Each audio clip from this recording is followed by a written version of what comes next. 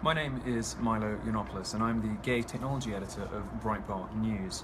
I was due this evening to speak at UC Berkeley about cultural appropriation, a phenomenon on the progressive social justice left where they sort of like to tell you what kind of costumes it's allowed to wear, whether it's racist to wear a kimono, for instance, if you're not Japanese.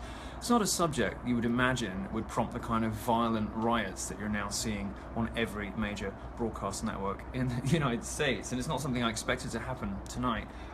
But it turns out that the progressive left, the social justice left, the feminist, Black Lives Matter, Antifa left, the hard left, which has become so utterly antithetical to free speech in the last few years, is taking a turn post-Trump's election where they simply will not allow any speaker on campus, even somebody as silly and harmless and gay as me, to have their voice heard. They won't allow students to listen to differing points of view. They're absolutely petrified by alternative visions of how the world ought to look, and people with arguments and fact and reason that don't conform to the crazy social justice left vision of the universe. So I was evacuated by my security detail and by the police tonight from UC Berkeley. UC Berkeley, of course, being the home of the free speech movement. It's both ironic and sad that this campus appears to be no friend to free speech anymore. I don't want to get into wild conspiracy theorizing or pointing fingers, but it's been noted by a number of people, including Tucker Carlson at Fox News, that the police presence did not seem to be particularly aggressive this evening. And that's something that I witnessed and that my security detail witnessed too. There was a sort of sit back, let it happen approach. I was evacuated really at the first sign of trouble. Trouble did get a lot worse after I did leave, so I think I'd have had to leave anyway. So this event may never have got off the ground. It seems as though the university and police didn't really want it to happen. But the fact that on an American college campus, a place of higher education, a place of learning in America, which I've come to as a visitor from the United Kingdom, where we don't have a First Amendment, hoping that this would be somewhere where you could be, do, and say anything, where you could express your views, express your opinions, crack some jokes, make people think, make people laugh, free from violent responses to political ideas. I thought America was the one place that would be possible. I am, of course, not the racist or the sexist or anything else that the posters that they put up claim that I am. They do that in order to legitimize their own violence against you. But even if I were, even if the things that they said about me were true, there still wouldn't be an appropriate response to ideas.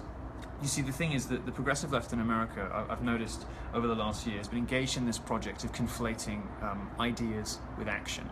And the reason they want to do that, the reason they introduce these words like student safety, like if you're a conservative speaker, you represent a threat to student safety. They do it to blur the lines between ideas and action.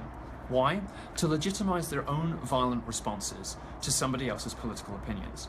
They don't like what I have to say about feminism, for instance, or Black Lives Matter, or the campus wage gap conspiracy, campus rape culture conspiracy, or the wage gap, or any of the other things that I like to investigate with facts, reason, and logic. They don't like responses to that, so they claim that I'm a threat to student safety. Now, universities are complicit in this stuff. They haven't just inculcated the environment in which it springs up, but they actively pander to it, and in some cases even fund it.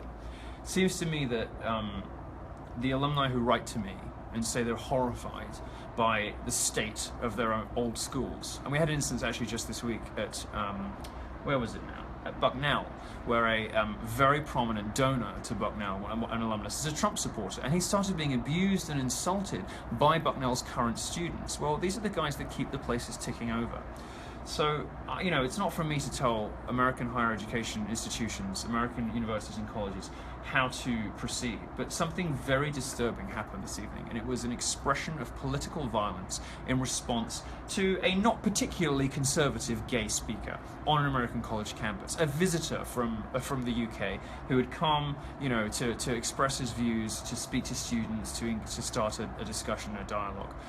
Something very disturbing happened on UC Berkeley campus this evening, and the response to it from other colleges, I think, is going to determine whether people really lose faith entirely in the American higher education system, whether they are prepared to send their kids to these places and to keep funding these places. But in the meantime, I'm just sitting in a hotel room stunned that hundreds of people were throwing rocks, throwing goodness knows what else at the building, throwing fireworks at the police, and had to be subdued, according to reports I heard, with tear gas and non-lethal bullets, because they're so threatened by the idea that a conservative speaker might be persuasive and interesting and funny and might persuade, might take some people with him.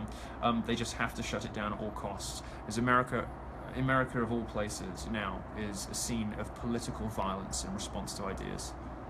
It's very shocking, but I'm safe, my team is safe, and I'm sure you'll hear a lot more about this in the days to come.